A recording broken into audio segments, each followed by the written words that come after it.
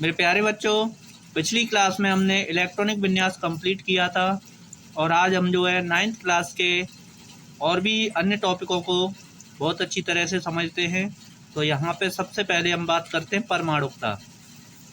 Mostly बच्चे confuse रहते हैं परमाणुकता बताने में, तो यहाँ पे हम स्पष्टीकरण करेंगे इसका।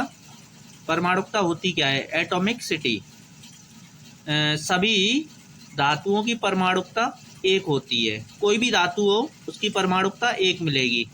एग्जाम्पल है Na, Mg, Al, इसकी परमाणुकता एक है। और सभी अक्रिय गैसों की परमाणुकता भी एक होती है।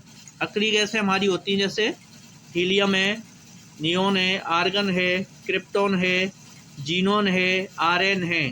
इन सब की परमाणुकता एक एक है। इस प्रकार जो ज़्यादातर गैसें होती हैं उनकी परमाणुकता दो होती है। जैसे नाइट्रोजन की परमाणुकता N2 में 2 है, ऑक्सीजन की परमाणुकता यानी O2 2, फ्लोरीन की परमाणुकता F2 यानी 2 और ब्रोमीन की परमाणुकता Br2 यानी 2 है। ऐसे ही आयोडीन की परमाणुकता भी 2 है। जैसे कुछ तत्व हैं फास्फोरस यानी P की परमाणुकता 4 तक होती है। ऐसे ही सल्फर है, S की परमाणुकता 8 तक होती है। ये नोट में रखेंगे, याद में रखेंगे। और हम नोट की बात करें, यहाँ पे सबसे पहले सिंबल कैसे लिखा जाता है उसको समझेंगे। तो यहाँ तत्व है, तत्व के ऊपर जो लिखा जाएगा वो परमाणु भार होगा और तत्व के नीचे जो लिखा जाएगा वो हमारा परमाणु क्रमांक होगा। जैसे हम एग्जाम्पल लेते हैं, सोडियम है, सोडियम का परमाणु भार कितना है? 23। सोडियम को देखते हैं तो सोडियम का परमाणु भार 23 है और परमाणु क्रमांक 11 है। मैग्नीशियम का परमाणु भार 24 है और परमाणु क्रमांक 12 है। सल्फर का परमाणु भार 32 है और परमाणु क्रमांक 16 है। अब बात करते हैं समस्थानिक की। तो तत्वों के वे परमाणु जिनके परमाणु क्रमांक समान होते हैं तथा परमाणु भार असमान होते हैं तो वे एक दूसरे के समस्थानिक कहलाते हैं। एग्जाम्पल है, हाइड्रोजन के 3 समस्थानिक होते हैं।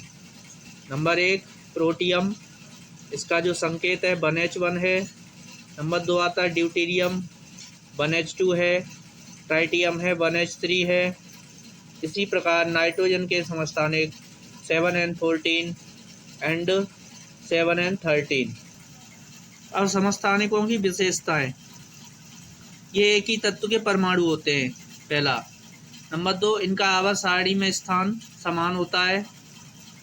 इनमें प्रोटॉन तथा इलेक्ट्रॉनों की संख्याएं समान परंतु न्यूट्रॉनों की संख्याएं अलग अलग होती हैं।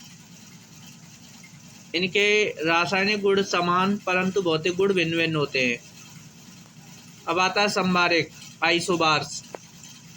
वे परमाणु जिनकी द्रव्यमान संख्याएं समान तथा परमाणु क्रमांक असमान होते हैं तो वे एक दूसरे के संभारक कहलाते हैं। जैसे एग्जाम्पल में हमारा 1H3, तो इसका परमाणु भार 3 है, परमाणु क्रमांक 1 है। और 2He3 है, इसका भी परमाणु भार 3 है और परमाणु क्रमांक 2 है। इसका मतलब परमाणु भार तो मैच कर रहा है लेकिन परमाणु क्रमांक मैच नहीं कर रहा है, तो ये एक दूसरे के संभारक हो गए। ऐसे ही 18 Ar40 और 20 Ca40, इसमें भी परमाणु भार दोनों के 40-40 हैं लेकिन परमाणु क्रमांक अलग अलग हैं, तो ये भी एक दूसरे के संभारक हो गए।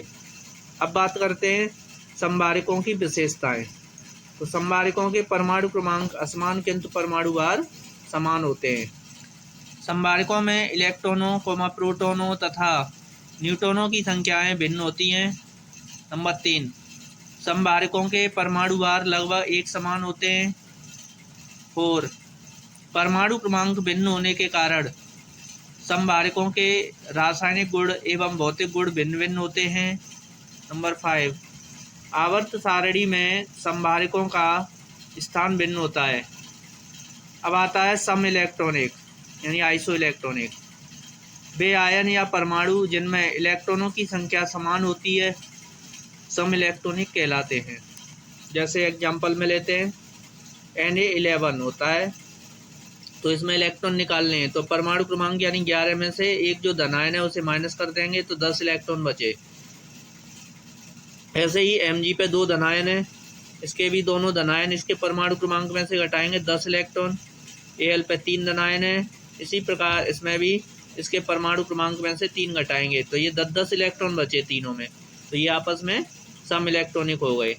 अब आता है सम न्यूट्रॉनिक। तत्वों के वे परमाणु जिनमें न्यूट्रॉन समान होते हैं, जैसे 1s3 और 2He4 है, तो 1s3 में न्यूट्रॉन यानी परमाणु भार में से परमाणु क्रमांक घटा देंगे, 3 में से 1 गया, कितना बचा 2, तो 2 इसका न्यूट्रॉन हो गया। ऐसे ही 2He4 है, इसमें 4 में से 2 जाएगा तो 2 न्यूट्रॉन बचेगा, तो ये आपस में सम न्यूट्रॉनिक है। Keep watching, continue.